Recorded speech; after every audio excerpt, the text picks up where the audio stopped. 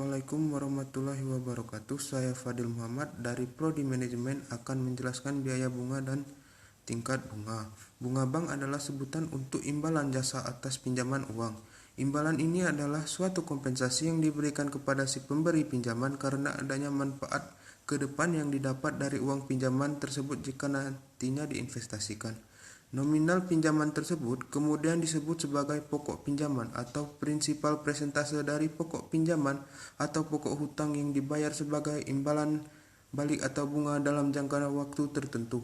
Kemudian disebut sebagai suku bunga. Tiga ahli perbankan dan pengelola keuangan menyebut bahwa suku bunga adalah sejumlah uang dinilai dalam diterima kreditur atau pemberi pinjaman. Sedangkan suku bunga adalah rasio dari bunga terhadap nominal pinjaman kredit.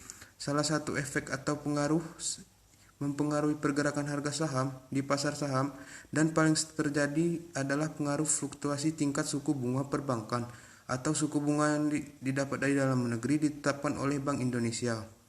Suku bunga pinjaman maupun simpanan perbankan secara periodik akan mengalami perubahan. Perubahan fluktuasi tingkat suku bunga tersebut akan mempengaruhi pergerakan harga saham di bursa efek. Secara teoritis, hubungan antara pergerakan tingkat suku bunga dengan pergerakan harga saham berbanding terbalik, yang berarti bahwa ketika suku bunga perbankan mengalami kenaikan, maka harga saham yang diperjualbelikan di bursa cenderung akan mengalami penurunan karena para investor memilih berinvestasi pada instrumen perbankan, misalnya deposito. Sebaliknya, ketika suku bunga mengalami penurunan, investor kembali memilih menginvestasikan uang mereka ke instrumen saham. Faktor kedua yang mempengaruhi naik turunnya tingkat suku bunga perbankan terhadap harga saham adalah setiap perusahaan pasti mempunyai hutang dan mereka senantiasa mencari sumber-sumber pembiayaan. Salah satunya adalah melalui utang.